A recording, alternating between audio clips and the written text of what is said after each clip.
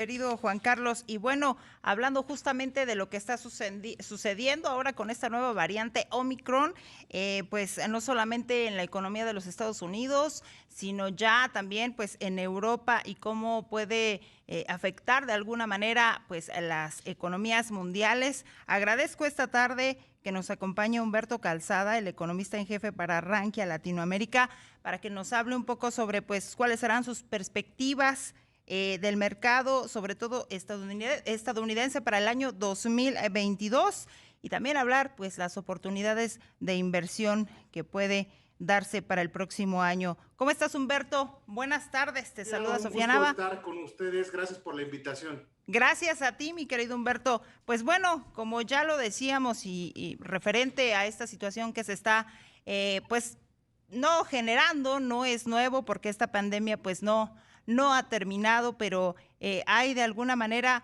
pues cierta, ¿cómo se puede decir? Pues genera incertidumbre nuevamente que se estén dando estos casos con esta nueva variante de Omicron y bueno, pues las alertas están encendidas para las economías del mundo. ¿Cuáles son justamente tus perspectivas que se tienen referente al sector, al mercado económico en Estados Unidos para el próximo 2022? Sí, Sofía, gracias. Pues mira, al menos los mercados financieros tuvieron algunos episodios de volatilidad semanas anteriores cuando se daba a conocer esta nueva variante Omicron. Sin embargo, hoy alcanzamos, por ejemplo, máximos históricos en el Standard & Poor's 500, subidas importantes las últimas sesiones en los otros índices, en el Dow Jones y en el Nasdaq.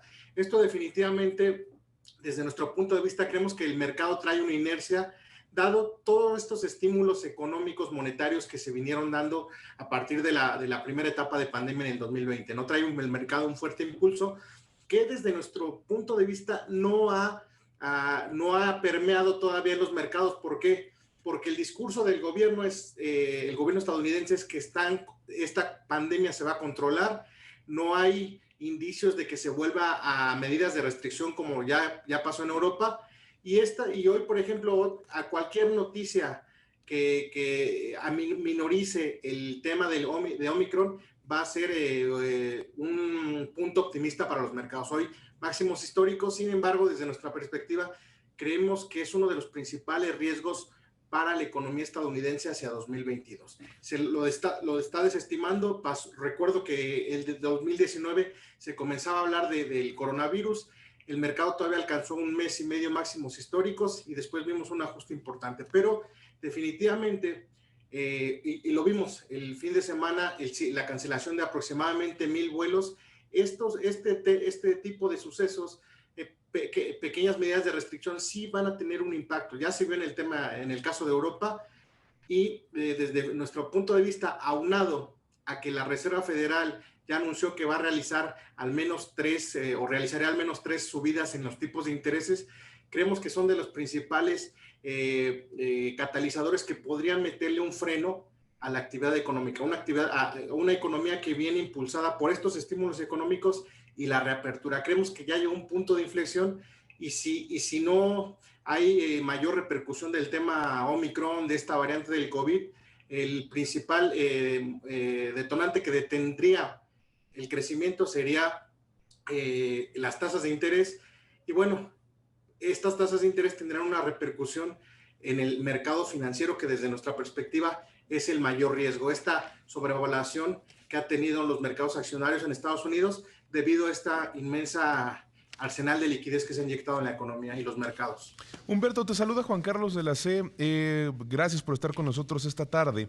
Yo creo que ha habido comentarios el día de hoy por parte de Anthony Fauci, el especialista, el asesor médico de la Casa Blanca, en donde pues mencionaba que no debemos de ser complacientes con el Omicron. Por su parte, Joe Biden hace rato dijo, pueden nuevamente llenarse los hospitales, no hay que bajar la guardia. Esos son los mensajes que se han dado desde parte del gobierno, las autoridades. En Estados Unidos Unidos, en varias partes de Europa y en otros lados del mundo. Enfocándonos precisamente en Estados Unidos y con estas medidas de precaución, lo que bien mencionas ya acerca de lo que ha sucedido con las aerolíneas, cómo es que empezamos a ver, no sé si a ti te lo parezca o la gente que nos está escuchando, en lo personal yo sí lo empiezo a sentir así, es parecido a los primeros indicios que teníamos cuando el COVID-19 se presentaba alrededor del planeta. Obviamente tenemos 2 años de experiencia alrededor de esta enfermedad y cómo es que pues, sabemos cuáles pueden ser las afectaciones. Entonces, ¿cómo es que desde Rankia observan cómo puede afectar a los portafolios de inversión? ¿Cómo es que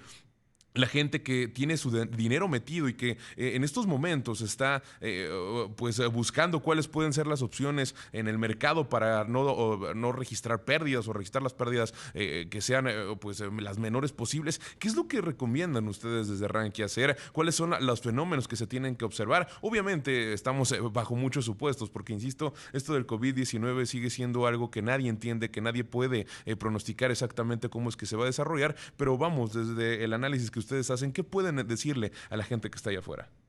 Mira, Juan Carlos, sobre todo recomendar mucha cautela en el tema de las exposiciones. Llama la atención que, bueno, se vino un importante número de recompras por parte de las empresas en Estados Unidos por estas facilidades que dio o complacencia de la Reserva Federal. Bueno, pero también por datos consultados en Bloomberg, lo que hemos estado viendo que grandes tenedores, grandes inversionistas, fondos de inversión han ido retirando o han ido vendiendo sus posiciones. Esto nos llama a tener cautela y bueno, gran parte del crecimiento que han tenido los índices es por esta exposición que tienen los inversores retail. ¿Quiénes son los inversores retail? Los inversores de a pie, los que tienen pequeñas posiciones en el mercado accionario. Se nos viene a la memoria, dado la misma coyuntura, lo que pasó en el año del 2000 con las .com, donde veíamos que los retail son los que tenían mayor exposición y son los que estaban inflando, los que estaban subiendo al mercado. Definitivamente, incluso algunos analistas en Estados Unidos llaman a esta cautela. Para algunos, me incluyo, sí, desde mi perspectiva, sí estamos inmersos en una burbuja financiera que no sabemos y cualquier detonante, Juan Carlos, puede ser Omicron, puede ser algún conflicto de Estados Unidos con algún otro país o la misma Reserva Federal puede ser el detonante para que pudiéramos ver ajustes importantes en los mercados. El mercado sigue con esta inercia. Sí se anunció una recompra de bonos por 30,000 millones a partir del siguiente año, pero sigue aumentando la hoja de balance. Para traducirlo para la gente, la Reserva Federal sigue imprimiendo dinero. Entonces, esto es lo que ha impulsado a los mercados y hay que estar muy atentos en eso. ¿Dónde se puede cubrir la gente? Y con inflaciones altas en sectores defensivos y también en activos que protejan a los inversionistas de la inflación. Seguimos viendo la inflación, uno de los riesgos principales en Estados Unidos, y definitivamente si se sale de control o seguimos viendo esta tendencia, la Fed tendrá que tomar medidas drásticas que definitivamente, desde nuestra perspectiva, sí afectarían a los mercados o sí repercutirían de manera negativa, porque hemos observado que este crecimiento que tuvo el Standard & Poor's a partir de marzo del 2020, de esta fuerte caída que tuvo por la primera cepa de coronavirus, ya ha crecido más del 100%. Entonces, por valuaciones también hemos analizado que hay activos, hay acciones que, tienen rangos o están cotizando con valores fuera de la realidad. Entonces, esto supondría una preocupación, aunado a que si también se sumen las tasas de interés, muchas empresas en Estados Unidos, sobre todo pequeñas y medianas, podrían incurrir en impagos. Además de que ya se está también tocando el tema de un ajuste fiscal. Después de todo este estímulo que viene desde Donald Trump, alguna facción de los demócratas allá en el gobierno estadounidense ya se está pronunciando porque hay un aumento de los impuestos. Definitivamente esto frenaría este impulso, esta euforia que ha tenido los mercados y no descartaríamos que viéramos alguna corrección importante hacia el siguiente año.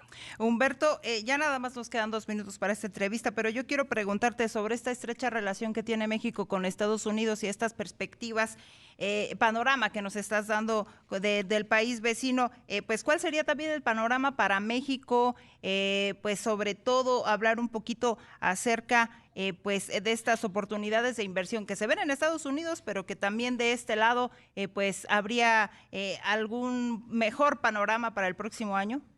Bueno, va a depender mucho de lo que se dé en Estados Unidos. En el caso de México, bueno, pues tenemos un año muy bueno para la bolsa mexicana, un 18% en lo que va del año, ya 3 días de cerrar este año bursátil. Pero bueno, va a depender, como lo mencionas, Sofía, del avance o de la actividad económica en Estados Unidos. Sin embargo, ya tenemos en México un problema, ya tenemos 3 trimestres de contracción en el Producto Interno Bruto. México técnicamente ya se encuentra en recesión. Y bueno, un catalizador importante sería que Estados Unidos continúe con este dinamismo, que como lo mencionamos, se podría crecer este año en torno al 6% en Estados Unidos. Sin embargo, ya vemos un punto de inflexión, estaría normalizando la economía estadounidense al siguiente año a un crecimiento del 3.5% aproximadamente.